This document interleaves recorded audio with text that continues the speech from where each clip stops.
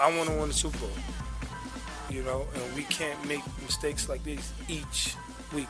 Welcome here into Teal, the show. I'm Jamal St. Cyr alongside Frank Frangie. Well, the Jaguars season kind of went from bad to maybe worse. Not a whole lot to be happy about after Sunday Night Football, Frank. Yeah, it was a game that a lot of people thought they might not be able to win, and they weren't able to win.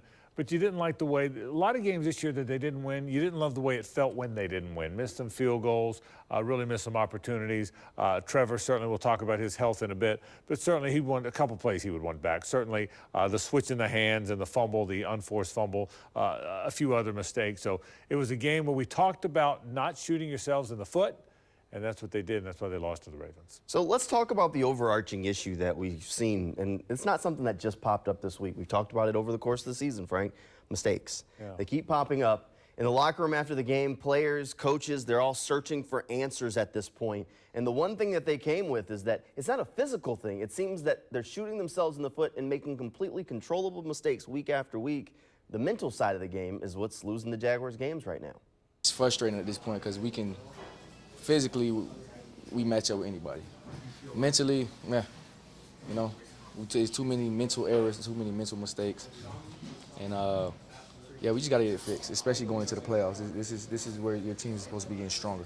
We have the right mindset going into these games. The results just aren't showing up. I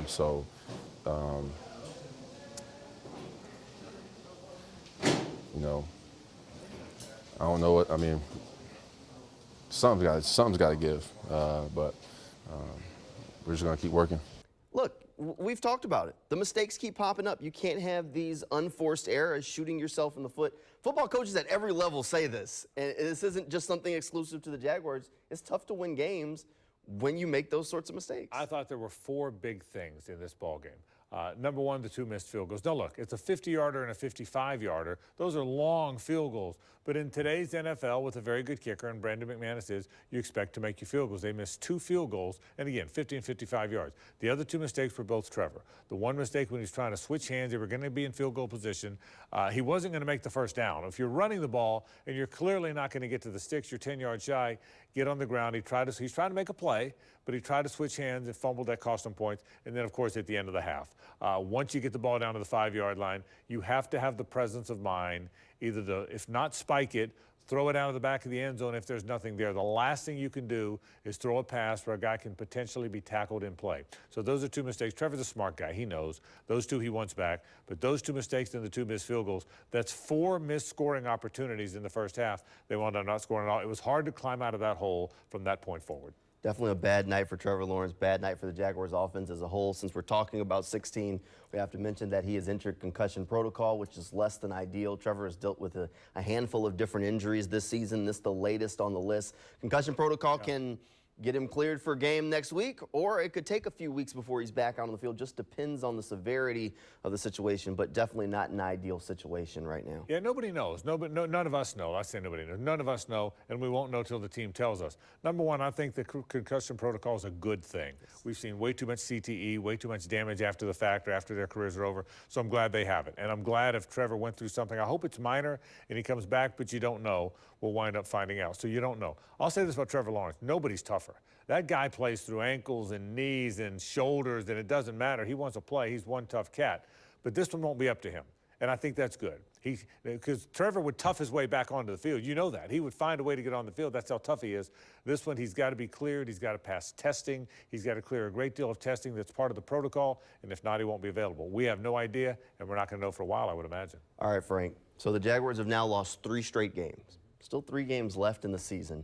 Jaguars have 8 wins. The AFC South's getting tighter. You start to get the feeling that, I guess we've said before, don't press the panic button yet. If you haven't pressed it, your finger's like hovering over it at this point. I know the players in the locker room are saying, look, there's no quit. They still have time. They can still turn this thing around. But everybody on the outside looking in, you got to be like, if you're not pressing the button, you're like, you're really fighting to not press it. Well, the button gets pressed next week if they don't win. You're right now in what I think is a one-game season. Here's the thing. I'm pretty convinced they're going to beat the Carolina Panthers in 2 weeks. I don't think Carolina's very good. I know they beat Atlanta, but it's one of the worst football teams we've seen in a long time. They're going to win that game. So if you go to Tampa and win, come back and win, which I think they'll be 10-6 with 1 to play. I think they'll be well positioned. Remember, the Colts and the Texans play each other in the final week when Jacksonville goes to Tennessee. The big one then, Jamal, is this, where you have to beat the Tampa Bay Buccaneers. This suddenly just became the biggest game of Trevor Lawrence's career and of the Doug Peterson era, because if you win this one, you're back in pretty good shape. Gigantic game on Christmas Eve in Tampa. All right, that's a big one. We'll start talking about what's down the stretch for the Jaguars and maybe big picture that the sky isn't falling just yet. That's straight ahead when Teal the Show returns right after this play. Welcome back here into Teal the Show.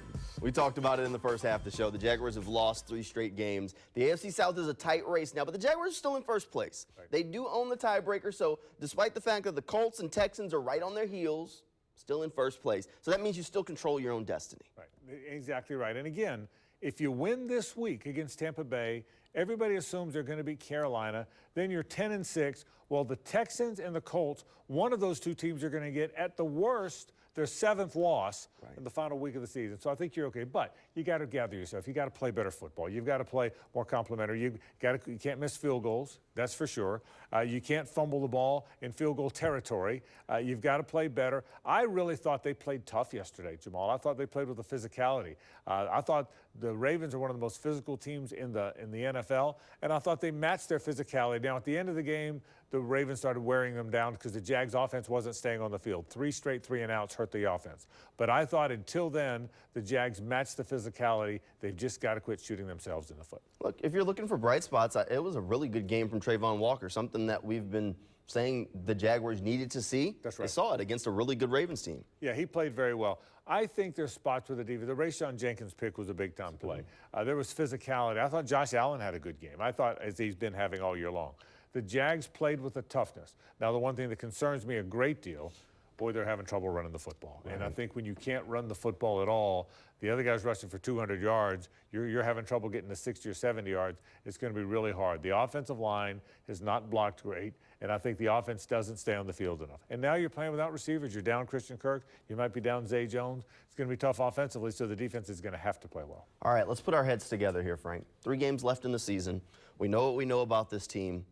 How can we fix it? Well, how do we get it on track to finish the year strong? Well, the whole thing is everything we've talked about them doing, I think they've tried to do. They've tried to run the football. I think you have to do that. I told you last week, 2 things.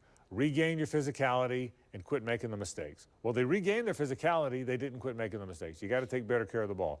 If you have Trevor and if you have a full, healthy team, I think the same thing. I don't think there's any way Baker Mayfield can play as well next week as he's been playing. I think you have a better team than the Tampa Bay Bucks. One way to get on track, and I really believe this, is find a way to run the ball early. They tried yesterday. They really did commit themselves to the run. I think Travis Etienne ran harder and stronger and faster than he has in a long time. I think he's healthy. I think you got to run the ball out of the gate. No question in my mind. Remember, you're down Zay Jones now, too, as well as Christian Kirk. You got to run the football. You got to start the game running the football. And you can't afford to have those mistakes. At this point, Brandon McManus was automatic at one point. Right. Now he's leaving a few points on the field. Less than ideal, but you still have to trust a guy that made, 18 straight at one point this season? And I think in fairness to Brandon now, that was a 50-yarder and a 55-yarder. We can't – field goal kickers are so good now, we can't just assume they're chip shots. That wasn't a 32-yarder. It was 50 and 55. But, yeah, you got to make them. And certainly this is a Jaguar team now, Jamal, with not much margin of error. Right. That's who they've become now, so you got to do the little things. Again, they're still in first place. You know, we are a week from Christmas. They're going to go into that game one day from Christmas, the day before Christmas, in first place. We can't lose sight of that. And that's the tough part. You've lost 3 straight games, and things aren't necessarily looking the way any of us really expected at this point in the season. So it's tough to kind of keep reminding, they are in first place because you can see it. If you watch Doug Peterson's press conference after the game, you could see the frustration on him after that game. If you watch some of his press conferences during last week, there's some frustration there with where this team is right now because he understands they were 8-3. He understood what was in front of them. Injuries have derailed the team, and these mistakes that have to be frustrating for a coach just keep popping up. And you can't go take a game. Doug wants him to go take the game. Games don't fall into your lap. You don't look up and you've won the game. You go and seize the moment. You go and you make one more play. You take care of the ball. I think that's one of the things that's frustrating him and has been frustrating him for a bit. Well, we'll see if maybe he can get that right and get him back on the right track in the last couple of weeks of the season. We may question a lot of things about this team. I don't think we've ever questioned if they have the right coach leading them. The right coach, 100%. We all know that. And I think the right quarterback. And if any of the people out there saying, well, do we think, is it time now? Maybe we were wrong about Trevor. You weren't wrong. No one was wrong about Trevor. I promise you. He's going to grow. He's still a young quarterback. He makes fantastic plays. He made a few mistakes. And I'll say one other thing about this team. Yep. There's heart and soul and toughness about them, too. I think that's very important. They definitely take pride in what they do, and they definitely want to get it right out on the field. That frustration is there. With 3 games left, I'd be surprised if we don't see some major improvements from this team down the stretch as they try and get it right as they head into the postseason. Hopefully. But we'll cover it all here on Teal the Show every Monday and Friday night. Frank, thanks for being here. Thank you at home for tuning in. Good night, everybody, and go Jags.